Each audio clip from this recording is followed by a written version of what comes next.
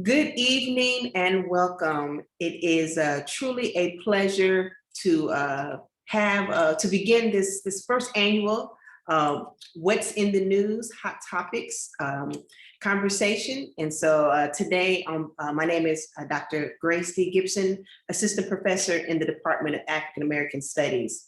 And today we are presenting What's the News? Hot Topics in African American Studies Spring 2022 lecture. I'm super excited about this. This is a jumpstart. It's a new project for our department here at Virginia Commonwealth University. And I'm excited to jumpstart it with a colleague of mine who I'm going to go ahead and introduce her now. Dr. Kaniqua L. Robinson, Assistant Professor in Anthropology at Furman University, is an applied cultural anthropologist whose research focuses on race, memory, and the U.S. criminal justice system. Prior to joining Furman University in 2021, Kaniqua received her PhD from the University of South Florida in 2018 and was a visiting assistant professor of Africana Studies at the University of Pittsburgh. Her current research centers on the public memorization and the silencing of the Black experience at the Arthur G. Dozier School for Boys, a reform school in Florida. Kaniqua employs ethnographic methods in her work on the politics of memory and how Black communities experience and actively resist racial inequalities.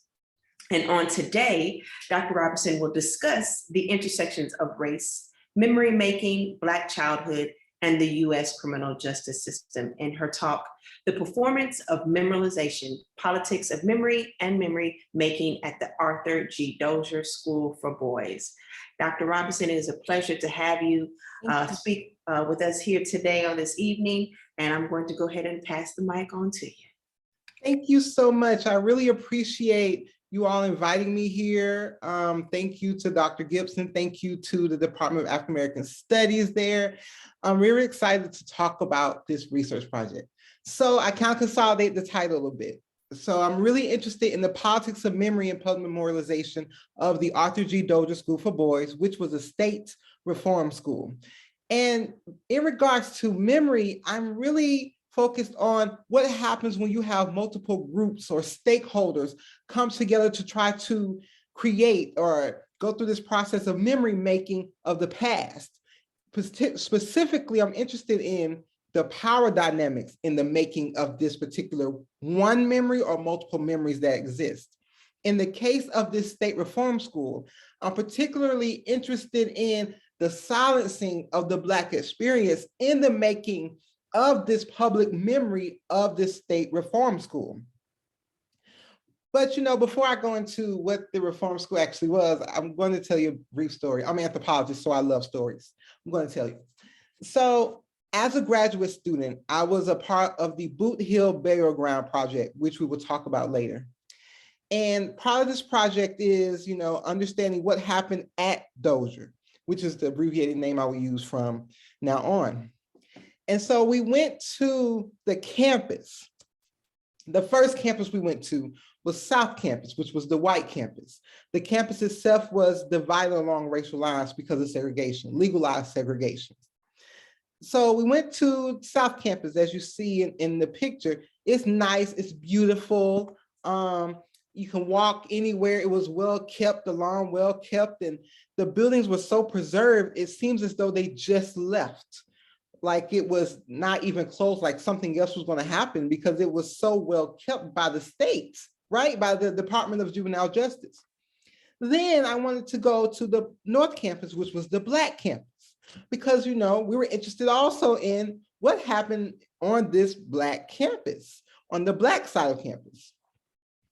So we go there, and as you see in this picture, it was completely overgrown with vines, weeds. The buildings were condemned. You could not go into many of these buildings. Like that picture, I could not go into that particular building.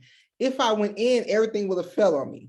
But I was still interested. I said, we should not let the landscape control the memory of the Black experience. Let's go. So I was young, hindsight 2020.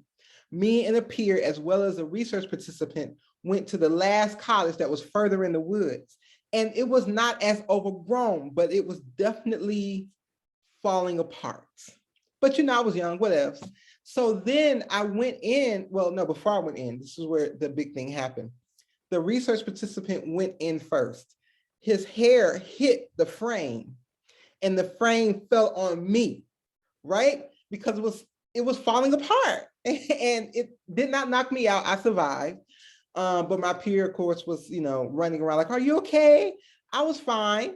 And because the one thing that I want to do was not just to simply run away. I still want to go in. I was very adventurous, And so I went into this cottage and I saw history on the walls, like the flyers that they had. You see carvings or inscriptions on the walls. You see the beds, you see the stairs. And the reason why the actual physical the material was important was because the boys actually made several of these things, including like building the college itself. So it was an important piece of history.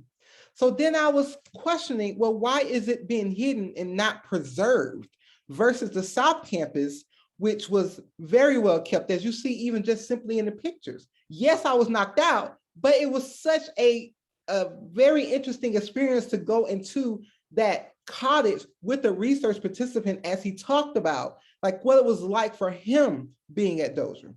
So that was one reason, one of the things that led me into this research in the first place. So I'm gonna give you a brief background on the Florida State Reform School. Its initial title, its initial name. So the school was opened on January 1st, 1900. It was a part of this child savers movement of the progressive era. So reformers felt as though, hey, we want to prevent juveniles from going into the criminal justice system or prevent them from becoming criminals in the first place. So we need to save the juvenile, which really meant to save the white child, because these same these same progressive reformers felt as though we can't save the Black child, they're biologically inferior, because this is 1900. And this idea that Black children were biologically, intellectually, physically inferior ran rampant. So yes, we could bring the Black boys into these institutions, but they can't really be saved. And so this trope actually continues when we think about memory. So this school was to be an alternative in Florida to the convict leasing system. And the convict leasing system happened post-slavery. The goal of the convict leasing system was to help the Southern slave owners recover financially as a result of the end of slavery. In doing so, they leased prisoners to private business owners. And really that meant that the state no longer had control over these prisoners or these men or women or children. And they would go into this brutal system where, it was just like in Mancini's work, one dies, get another, where the bodies did not matter and was constantly abused. So the community, particularly Mariana, where the school was placed, they did not want children or youth delinquents, because delinquency, that could be, relative as well. They did not want them to go into this system, this brutal system where people died regularly. And, we're still finding mass graves to this day in many parts of the US. So this school was supposed to provide vocational, academic, and religious rehabilitation. Initially in its early years, it did not really have any academic training, none whatsoever. It was really based on labor. Now, over time, you start to see this more on the Black side as the farm was on that side.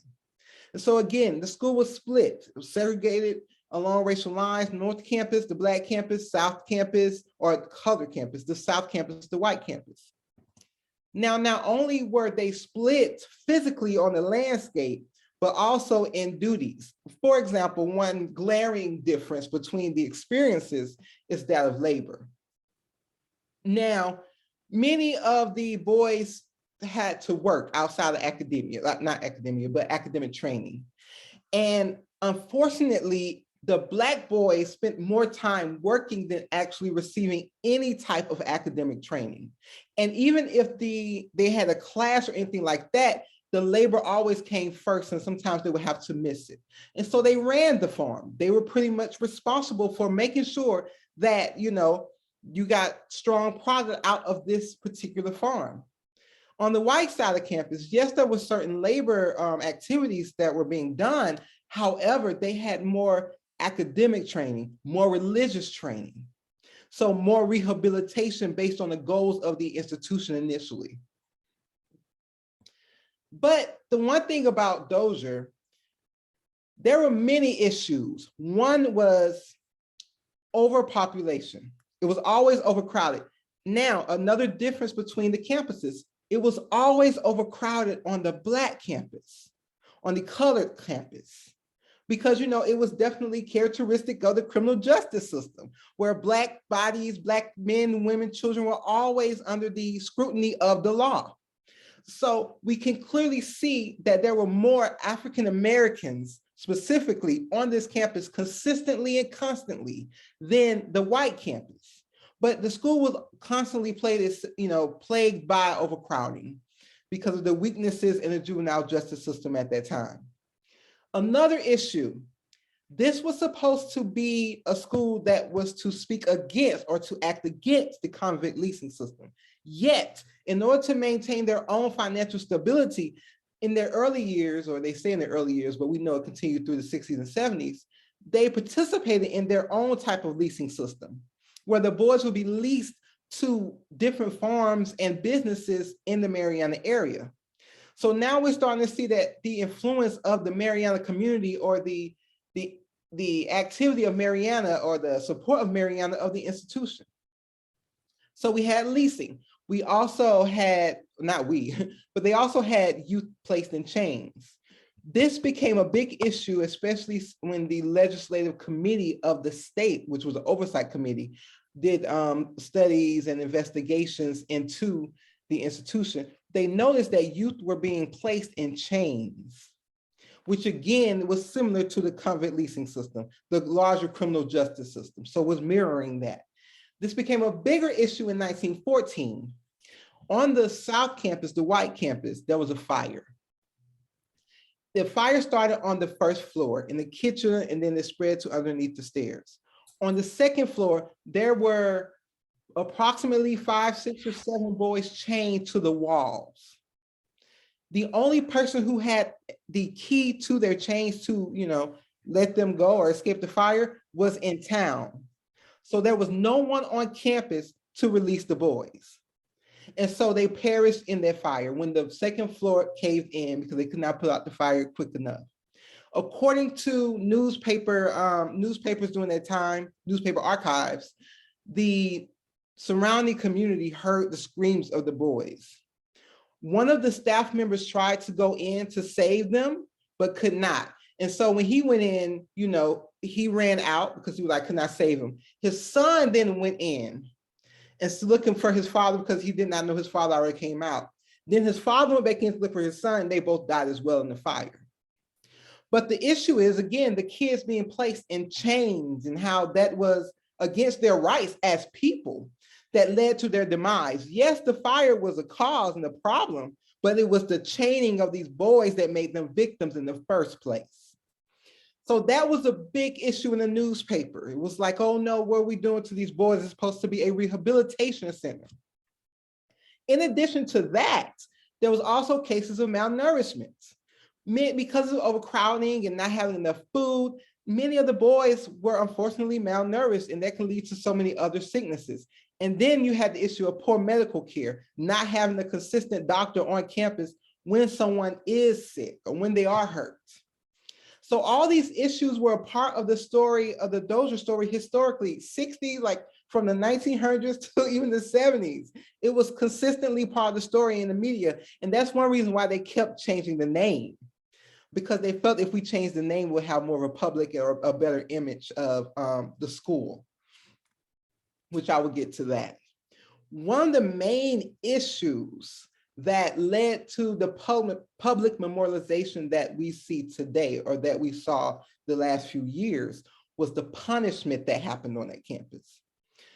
The biggest form of punishment that went to the news and everywhere else happened at the White House. There's a small, you see the picture in the corner. It's a small building that was next to the cafeteria. It used to be called the ice cream parlor because, it was closed and they used to have ice cream there. But the White House was where boys, if they disobeyed the staff or they tried to run away, or if they just did anything that the staff did not like, they would be beaten at the White House.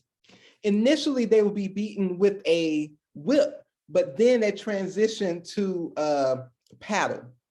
Now, they would be whipped so much and so hard that sometimes their bodies would jump. See, they would have to lay on a mattress, and then the whip would come down on them and their bodies would jump.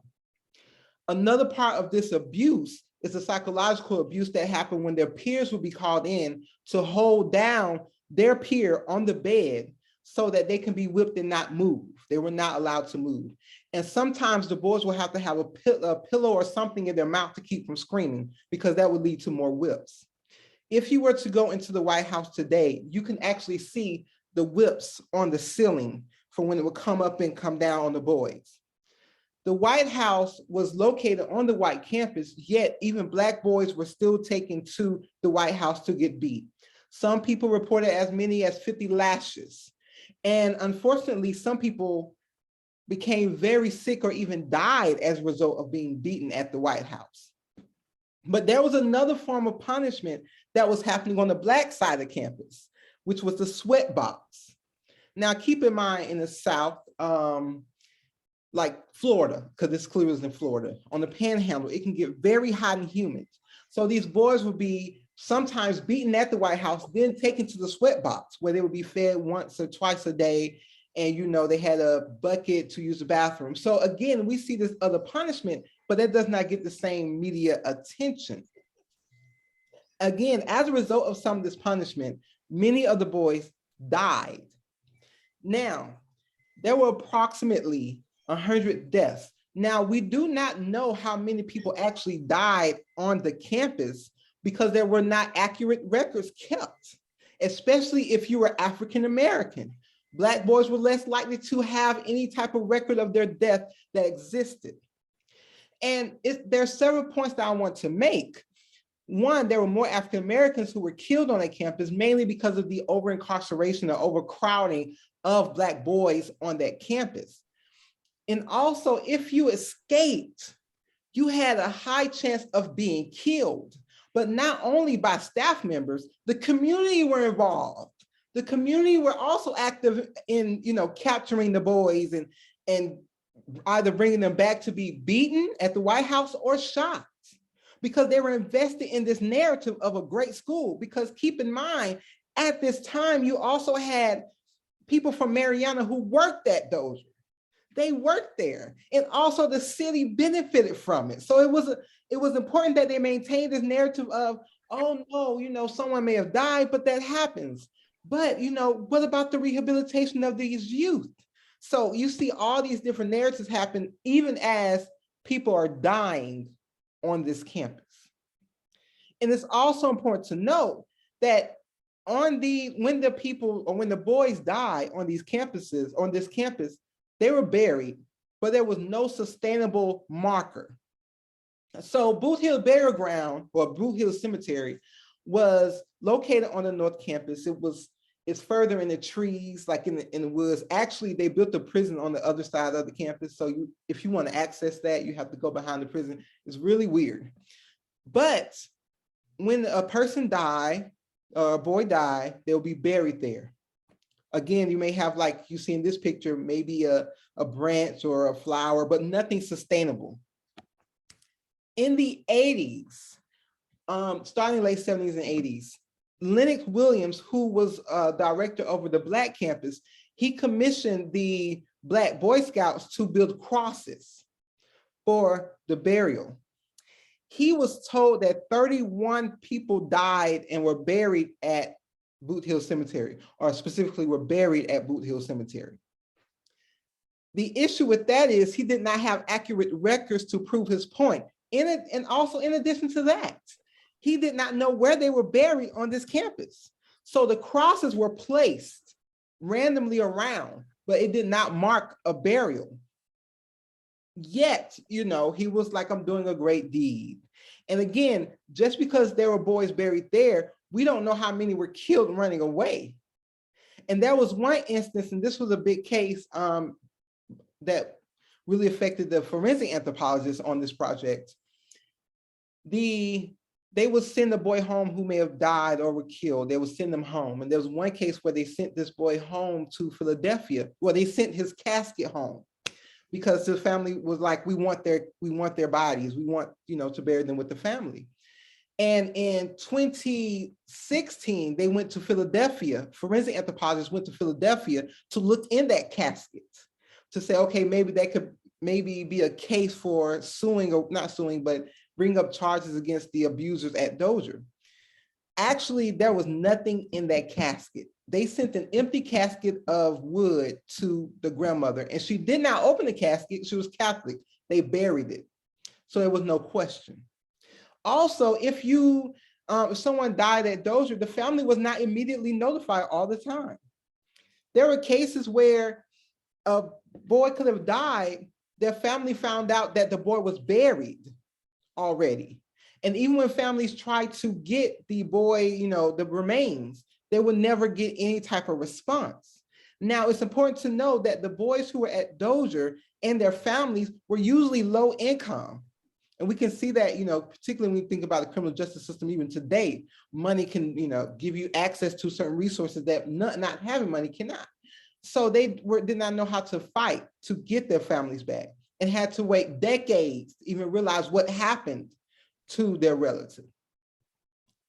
So in 2008, now again, keep in mind, Marianne is saying, oh, the school has been beautiful. It has been wonderful. It has changed lives of the boys who were there. Also, we had Easter ceremonies. We had Christmas ceremonies. These boys are winning. But in 2008, former students of Dozier went public with their cases of abuse. They got the help of different media outlets, specifically the expose that was published in the Miami Herald. They said, look, we were abused here at this institution. They called themselves the White House Boys. The White House Boys were named after the White House, of course, but they end up being majority white.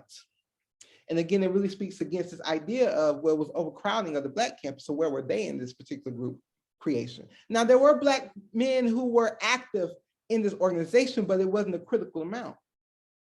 So again, they said, hey, we're going to tell you all about our experiences. We're going to get it out there. And they were revolutionary. They said, I'm going to publish it in the book, like we have the White House Boys, published by Kaiser, who was over the original White House Boys organization. And he said, we're going to tell everybody what happened. Now in 2008, Dozier was still standing. It had not closed yet. So they knew they had a role into figuring out what happened, why it happened, and how can we end it? And not just in regards to Dozier, but other juvenile institutions in Florida and beyond.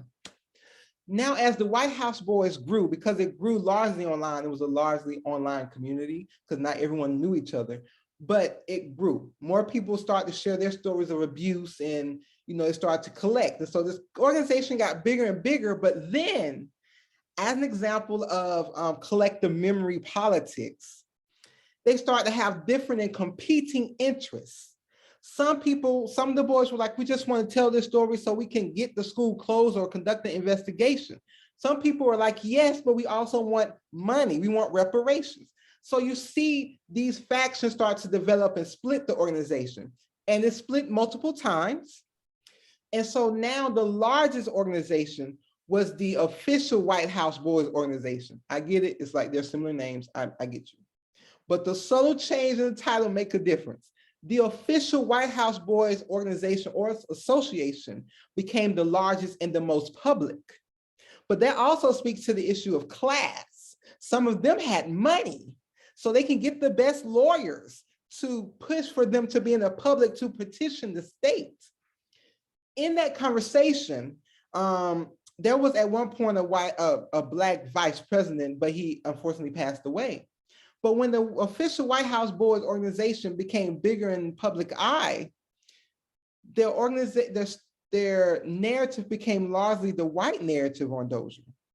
And so the Black men were saying, well, we we get it that there's some shared experiences here, but we had our own experiences from not only in the institution, but how we even became a part of this institution, like how we were even convicted or incarcerated at this institution, not merely students, but inmates. A couple of them were incarcerated because they were on the street corner just talking and having fun. They were picked up, and their parents, one of them was not illiterate. I think the mother was illiterate and did not have money, could not fight for them at court. And so they ended up incarcerated versus the president of the organization stole a car and a couple of other things. So again, you see these differences of, well, I didn't get in because I did anything wrong. I got in because I was existing. Can we talk about that? I was just merely existing and enjoying my life. And so they said, we're going to create our own organization, Black Boys at Dozier Reform School. Now, one thing about the Black Boys at Dozier Reform School, even though they became very popular, well, even though they started to share their stories more, published their own book, and had the first visual to ever be on the Dozier campus, they had the visual on the Black side. They still did not get the public response that the White House Boys, the official White House Boys organization, received. Yet they knew the value in their own stories being separate. And one of the former students explained to me, I'm not going to let no white man tell me what to say. The reason he said that was because if your story did not align with the leadership of the official White House Boys organization, you were not allowed to be a member. You had to repeat the narrative of the organization. If it was different, you cannot really talk about that in connection to the organization. So it was a huge problem. And also the president, which we will talk about later, he constantly said, this is not a civil rights issue. Race did not play a role in the incarceration. We all experienced the same abuse. But again, in doing that, he was actively silencing the experiences of the Black men on campus. So the Boot Hill Burial Ground Project. Now, once the White House Boys and then the official White House Boys organization became very public about their narrative, the anthropologists, including myself, from University of South Florida began to seek to understand what happened at Dozier. You had 3 PIs. You had Aaron Kimmerly, who was the forensic anthropologist, the forensic anthropological PI on the project. You had Antoinette T. Jackson, who was the cultural anthropologist, the co-PI on the project.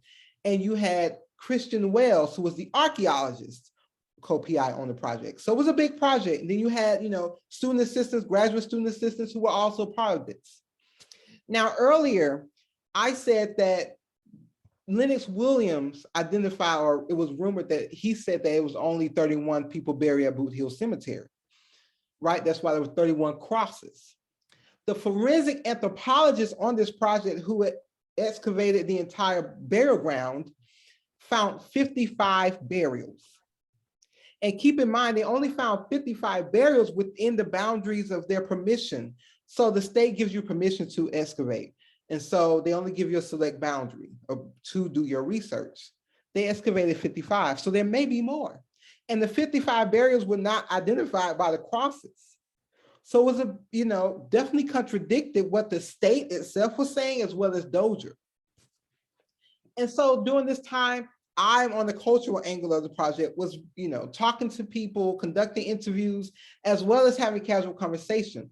Due to the sensitive nature of this topic, I had to be very careful in how I approach people.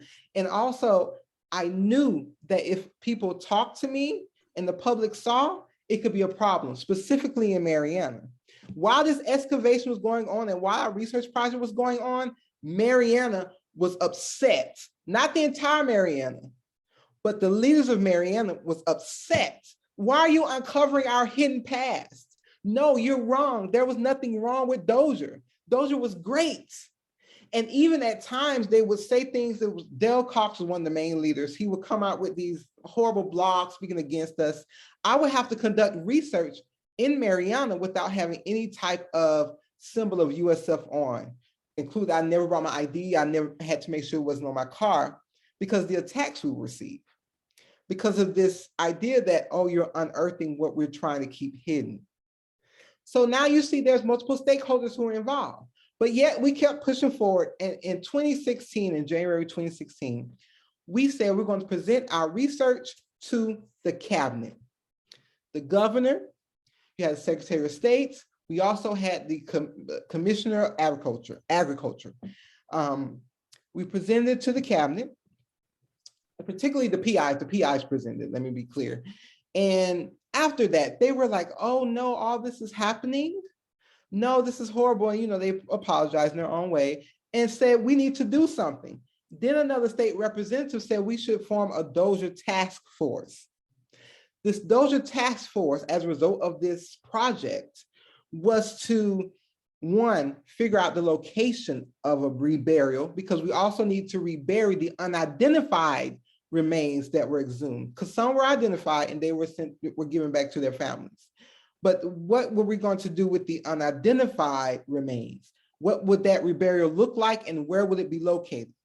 But they also had to determine the type of memorial that will exist in recognition of the boys who died on this campus. So now we have several stakeholders, because we have to figure out, well, who should be on this Dozier task force? Several stakeholders. The University of South Florida, state of Florida, it was a state reform school, so the state was in charge of managing the memorial. So then we got to talk about, well, who has control of the past? You have the media, you have families of victims, because the families were still they're still seeking today, like what's happening to their relatives, or who were were they killed on campus, off campus? What happened? City of Mariana, they were very involved. Faith-based organizations, specifically the Florida Council of Churches, they were to help with reconciliation. They were an active part of even talking to the state about what are we going to do regarding Dozier. The NAACP, to represent the Black voice, and also the White House Boys, which really was the official White House Boys organization.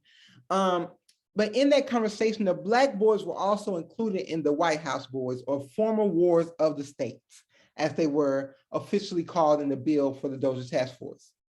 So who was actually included on the Dozier Task Force? Let's see, is anyone there missing? And I want you to know that they asked the forensic anthropologist, Dr. Erin Kimmerly, to provide a list of people she would suggest to be on this Dozier Task Force. So we have a list of people here, including a non-voting member who was a history professor at FAMU. But what is missing, what's specifically missing, is the University of South Florida representative. There was no University of South Florida representative on this panel, amongst this task force. Even though the research that led to the creation of this task force was that of the University of South Florida, at this point, it was no longer the responsibility of, or the in the interest of USF to be included according to the states. So now we were exited out and we have these other groups. There were two meetings of the Dozier Task Force. They both were actually in Mariana. The issue with it being in Mariana was the fact that some of these boys were triggered by being back in that city, or more like town, but we'll let them have it.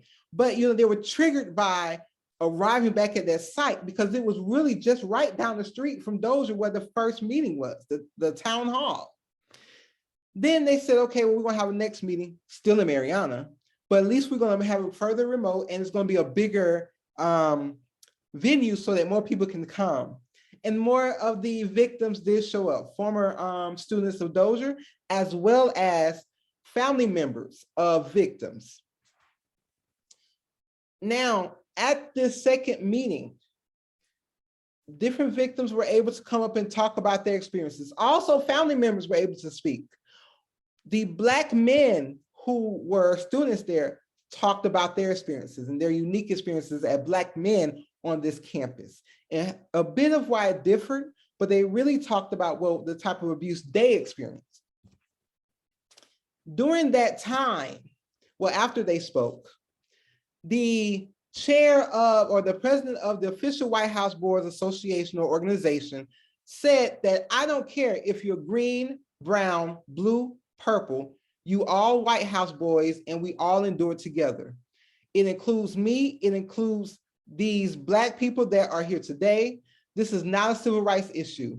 This is something that happened to all of us. But one thing I want to add to that is what he said. I'm going to continue the quote. It was just as bad for me as it was for 13-year-old Black boy Billy Jackson. Billy Jackson was killed within 72 days of being on Dozier's campus. Their experiences were a bit different, yet he was trying to hammer home, we all experienced the same thing. Let's not separate this into a race issue. Race is not a factor.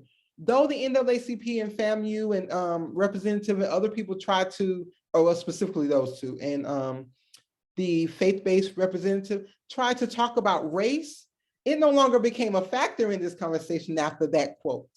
It was no longer a part of the conversation, and it was never revisited. So at this point, we just completely erased the Black experience from the history of Dozier's past. So following that, the state gave an apology.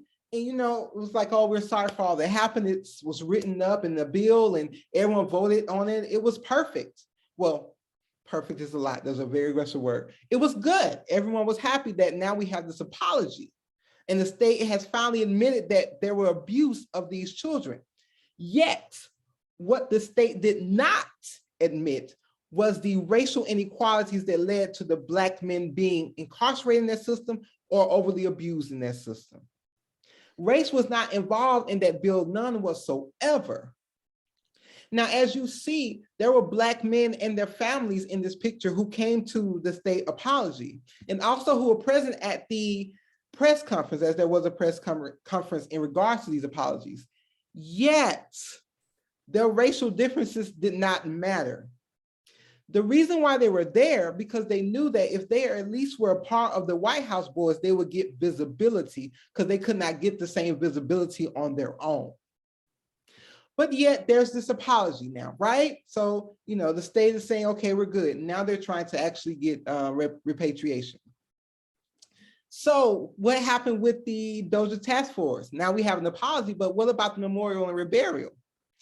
So the reburial, well, the boys, many of the boys, or the men, sorry, did not want the victims to be reburied at Dozier.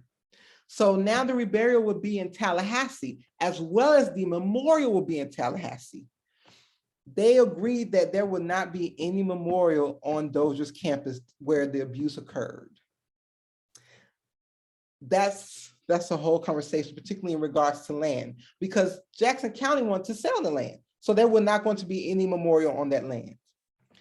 And then, yes, all the unidentified remains will be in Tallahassee. However, the burn victims would be reburied at Boot Hill. And really because there was one family who were related to the staff members and they said they had a formal burial for them. So they should be buried back there. Now, when you think about burn victims, their bodies are commingled. So you couldn't separate them. So if one person or two people were to be sent back to the burial ground, then all of them have to be, because you can't separate burn victims who are commingled. You can't separate commingled burn remains. So as you see, there are 8 caskets that were placed into the ground on Boot Hill, at Boot Hill Cemetery. We don't know exactly the number of people who were in that building because the records weren't adequately or accurately kept. Some of that's because of, well, largely because the records just weren't kept well. And also the forensic work was not as advanced as it is now. So we don't know how many people died in the building. This is an assumption based on multiple records. So they have 8 caskets. It was a big formal thing that happened. This was like in we're in 2000, about 2017, 2018, 2019. This is where the burials are starting to happen, the reburials. So now the conversation has been, well, what's next? Now, as I mentioned earlier, we have the memorial and reburial now at Tallahassee. There is no memorial or reburial of any other than the burn victims at Dozier. But Dozier, the South Campus, was kept pristine. It was well kept, so what should we do? The state returned the land to Jackson County. Jackson County is in the process of selling that land because at this point it's about profit. Now, what's next for us? It's important that we keep this memory alive. It's important that we always have this conversation. Yes, this case may have ended when the school closed in 2011, yet the issue with the mass incarceration of Black and brown people exists today. It has been consistent throughout time.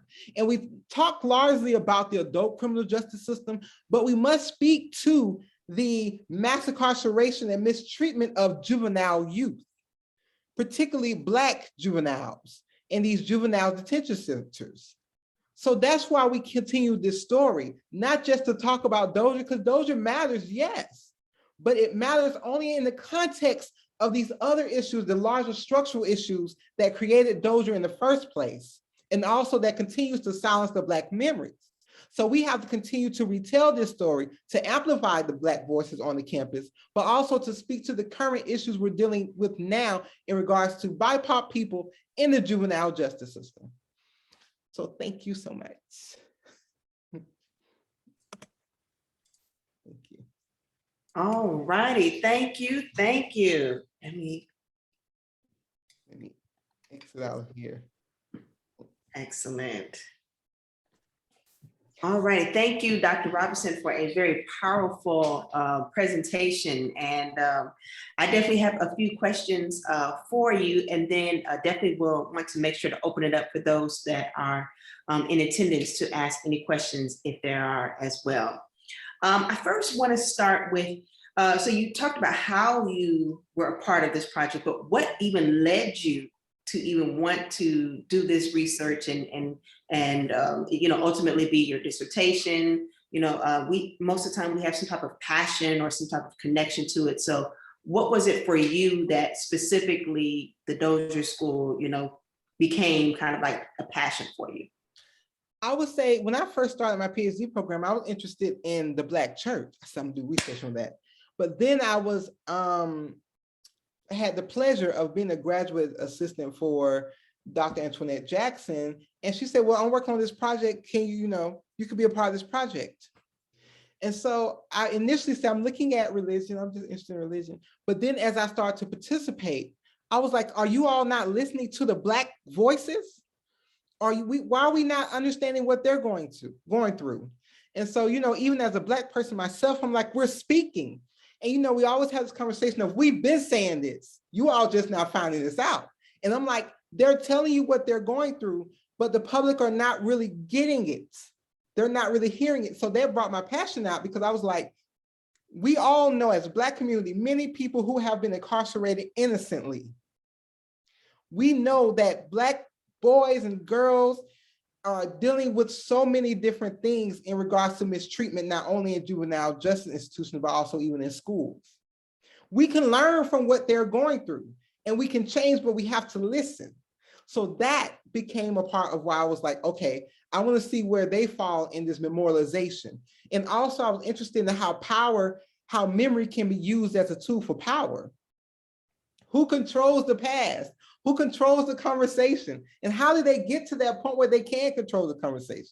So it was multiple things that brought my interest in. So yeah. Excellent. Yes, we have a question from Dr. Ledbetter. Go ahead. Okay. Thank you so much, Dr. Robinson, for your presentation. And thank you, Dr. G, for hosting and facilitating this. I got a question and then a reflection. And just kind of processing everything you talked about today. I know you've been dealing with it like so much, but hearing this for the first time, it's kind of like the commingling of bodies. Like that kind of hit me like just now. But you mentioned that during the initial excavation, there was only a limited amount of area that was exhumed. What is the status of that? Because as they were attempting to sell this area, is there going to be another one? So that's the question. And then the second thing is, right now, physically, I'm located in Canada. And last year, there was a big thing about the residential schools and burials. And it was a national movement of remembrance. Is there anything like that going on for other institutions like Dozier? Because Dozier wasn't the only one, and there's probably, you know, hundreds scattered throughout the country. Yes. Where you had, you know, early after the 20th century, you know, Black children, you know, locked up in these places. Mm-hmm. Is there a movement like that? You know, can Black Twitter get on that if there isn't? Yes. And what's going on with those bodies? That's my question. Okay, so the first question, in order for archaeologists and forensic anthropologists to do any type of excavation, you have to get state approval. And they have to, their state approval also includes the certain boundaries. And after several levels, they were able to only get those boundaries. Now, there may be other burial grounds. There was one study, one research excavation that was not conducted by USF anthropologists, but there was one survey of the area on the South Campus that was done in 2019, but there was only bones. It was not really, not animal bones, but it wasn't physical bones. But again, it's about receiving state approval. The reason why there was one in 2019, the survey, was because the person who bought the land wanted to do that work over that. But again, you know, when the USF first got access to this land, it was state property. So it was a private firm who did that for the landowners in Jackson County at that time. So it was different. In regards to the remains, I'm gonna go to the next one. In regards to the remains that exist, the state now has possession of the remains. It existed at University of South Florida because, you know, one aspect of my work was to help forensic anthropologists find families. I did the cultural part, you know, I wasn't doing DNA, but to help find families. But at a certain point, everything had to be turned over to the state and then it was turned over to the funeral home. So that's state property now. Since the decision was made as to where it would be reburied, then that happened. Truth and reconciliation conversation. There has not been a truth and reconciliation conversation. There has not really been a truth and reconciliation commission like that in Canada or South Africa in the US, except in the community aspect that happened in Greensboro. But there has not been a truth and reconciliation of these different reform schools in the United States as of now. One thing that they wanted to do with the Dozier narrative was kind of like a truth and reconciliation by bringing in these different members, but it was not what a Truth and Reconciliation Commission truly is. I hope I answered your question. Yes, thank you. Thank you so much. Thank you for your work. Thank you. So I want to go back to a thought you mentioned about having an interest in the Black church and how much of a role, you kind of touched upon it a little bit as far as, you know, stakeholders, but how much of, I guess, an active role did the Black church, or really churches, play in kind of bringing out the truth or allowing for stories to be told? Just if there's any connection with the church at all. It wasn't specifically the Black church. The Florida Council of Churches did include like different bishops and pastors, but it was led by Reverend Dr. Russell Meyer, and he was Lutheran pastor, and he pretty much led the reconciliation conversation, but it wasn't really about fact finding or truth telling. It was always about, hey, you know, the Interfaith Commission wrote a statement to the state saying we need to do more work into the campus.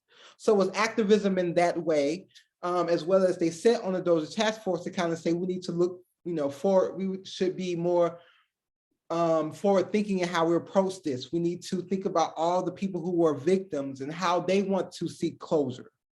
And so they were a part in that way, more of the activist perspective, but not so much the Black church itself. The NAACP really represented the Black arm, the Black community, and the Florida Council of Churches was there to help provide reconciliatory words to the task force. Okay, interesting, yeah. Also, so we're talking about young boys, adolescents, children here. Why is it that less attention, and there's definitely more, but why is it that less attention has been focused on youth in incarceration than adult. I mean, like you said, we see much, much information about adults in incarceration, but one would think if we're looking towards the future, and children are considered that, looking towards the future, why is it that we have not really investigated that as much? And particularly, I mean, I know the answer, but in particularly Black boys and Black children, Black youth.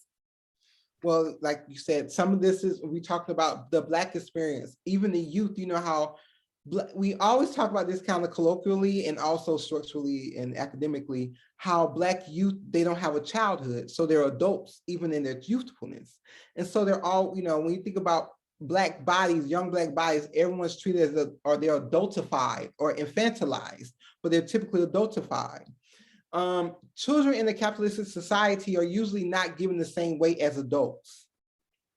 And this has been one of these situations. Yes, we know, like we may see on TikTok, or I don't want to date myself, with Facebook, Instagram, you may see videos of kids being beat, but they're sensationalized and treated as an anomaly. But there's a pattern of abuse that's been happening, but it's an invisible population, as it has always been. And usually it's like, oh, they're kids, they'll be okay. But then we're also not speaking of, well, yes, they are children, but they're being abused as adults. And also many of them are being criminalized as adults in the adult criminal justice system. So I don't know if I can truly answer all of that question, but it really speaks to, even when you think about capitalism and able bodies, children are usually not considered equal to adults and are not given the visibility as necessary. But then if you add this conversation of racism, structural racism, which is critical to the conversation, then you're talking about a completely invisible population.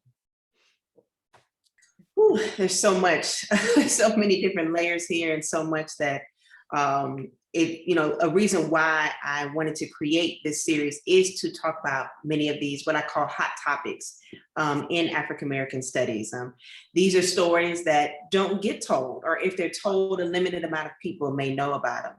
And so I want, if you could, as we're coming to a close here, and definitely feel free for others that may have a question, how do you define memory making? In the time where buildings are being renamed, in a time where, places and highways are getting new names and so forth, what is, the way in which you define it, and what do you see is the future of memory making? I think, Sana, I also want to add, there's a movement that was happening during the child savers movement, the Black child savers. And I think, research, it's a book called The Black Child Savers, Jeffrey Ward, who really speaks of the Black child savers who say, okay, we're going to speak against this system. So there's always a counterculture that was existing amongst Black people that was not given the credit it should have given. So when you think about memory making, so I love collective memory. I love all types of memory because I think it's excellent. It's a recollection of the past. And one thing when you think about memory is always a social practice. Maurice Halbwachs actually talked about this. He was a student of Emily Durkheim. Memory is collective. Well, all memory is collective. All memory is social because we all remember in connection with others. So it is a social practice, a dynamic social practice, always changing, negotiated, revised, created, recreated, constantly. And also we got to keep in mind, it is recollected, or it is being done, or memory making is being done within the social, economic, and political context. So memory is always changing, and we see this even now, where you have, okay, you may have had this building named after a Confederate soldier, but that was your memory. Now we're coming as a counter memory, where you have, and Michel Foucault talked about this counter memory, this resurrection of, or this insurrection of subjugated knowledges, where you see these counter memories saying, well, no, see, that was your memory. Our memory count too. And so you see, even in this conversation, as the social context has changed, as our voices are changing, the memory is changing. As activism is changing, we're changing, we're demanding that we are included, or we will create our own counter memory. And we will have, and so now you see this conversation of, yes, we're going to have more Black people in these monuments or in these memory making practices. We want to have counter memorials for deceased people, or, say their name, say his name, say, her name. We're using memory as a way of telling our truths. We're saying we existed, we continue to exist, and we will continue to exist in the future. So our memory has now, we changed this context. Now we have this context of activism. Now we have this context of we exist. Now we have amplified our voices even more. Each generation, voices are amplified. We're using memory in the same way that memory was used as a tool for oppression. We're using it as a tool to amplify our voices. The social context is changing. We are remembering now. We are remembering as a people to say we existed and our stories matter and we are valid. And so we constantly see this shift in memory, right? So over time, even the hashtags will change. But that's what happens with memory. Memory is never constant. That's what people will say of history. History could be the same because it's documented in this one way, right?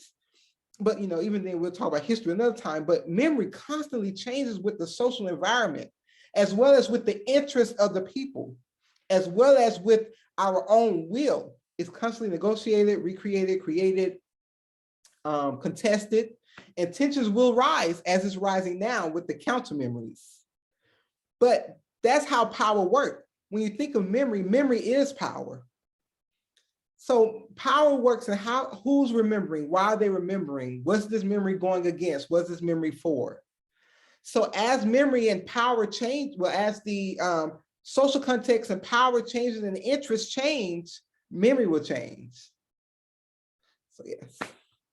Yes, thank you for that. And so let me first thank you also again for providing the images.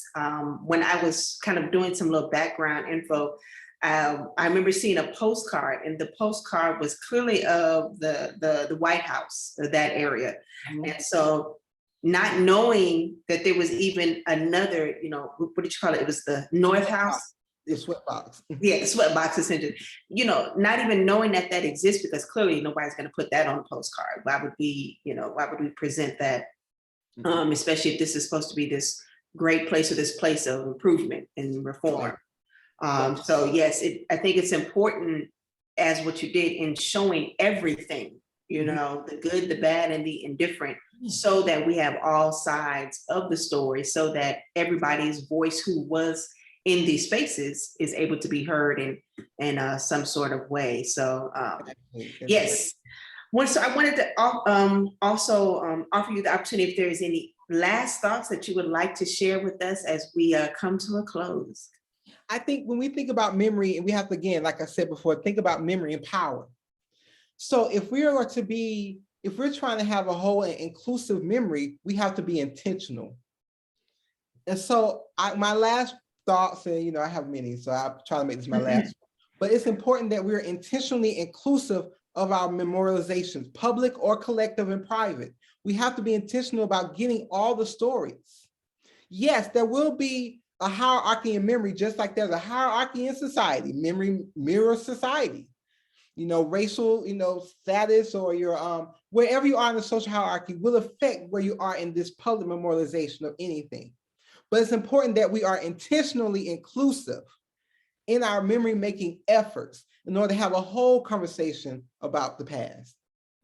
Excellent. Thank you. Thank you. And once again, thank you for jumpstarting our What's the News? Hot Topics in African American Studies Spring 22 lecture series. We will be continuing this again in the fall, so please stay tuned for our next lecture. We're gathering to see who might be next on the docket, but I definitely want to thank Dr. Kaniqua L. Robinson for joining us today and offering an amazing presentation, and truly hope that those who were able to come got something, learned something, gained something, and maybe will be able to transform how they can contribute to memory making, and in what ways that will take place. So thank you again. Thank you from the Department of African American Studies here at VCU. And we all bid you adieu and have a great evening. You too. Thank you so much. I really appreciate this. Thank you.